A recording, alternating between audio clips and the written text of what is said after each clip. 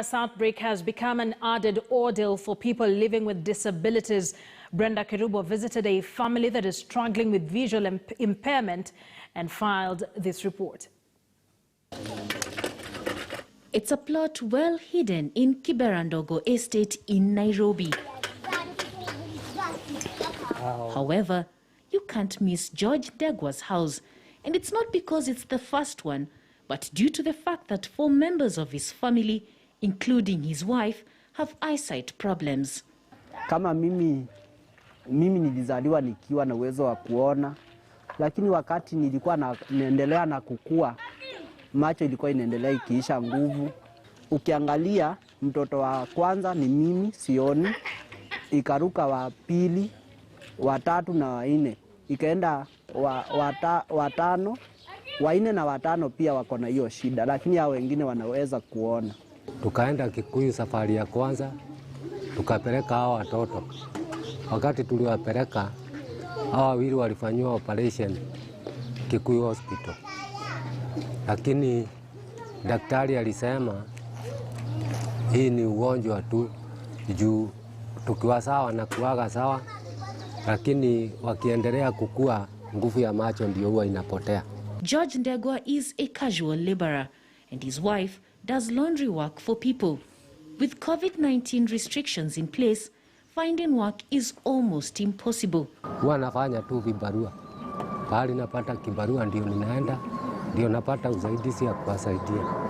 Sasa sisi huwa tunakaa namna hiyo. Kiangalia nyumba hii tumekomboa, ni nyumba ndogo. Sasa sisi huwa tunaishi hiyo maisha, sababu sasa tuna lingine la kufanya. 28-year-old Patrick Mbaoni, the firstborn son, is in class 8 because he has had to repeat classes. Education has become a difficult experience for him. What is more challenging, though, is having a balanced meal and maintain hygiene. Kiangalia hata makao ambao tunakaa, nyumba ni ndogo na tuko watoto 7. Sasa inakuwa hata nyumba ni kusukumana, hasa wakati huu wa COVID. Unakuta hamwezi hata keep distance kwa sababu nyumba ni ndogo na mko wengi. Then kama ni hiyo mambo ya kukula, unakuta inabidi msacrifice labda mkule meal moja tu ya jioni. With no work and money, the family is appealing for help. Daktari anasema hawa watoto ni kukosa kukula vile inafaa. Chakula zenye wanakula hazina nguvu ya kuweka nguvu ya macho, kulingana sana na vile sisi huwa tunakaa.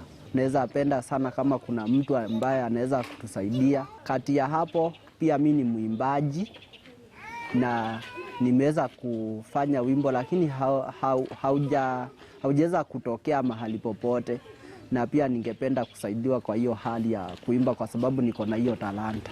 Hata milima inizunguke, Mungu wangu atafanya njia. Hata bahari. Mbaoni's song can be heard across the neighborhood. Mungu wangu atafanya njia. With so much emotions. Mungu wangu atafanya njia. His younger brother reads a book next to him as the other siblings and parents finish up their housework chores. They hope one day they will not be calling this house their home. Brenda Kirubo, KTN News.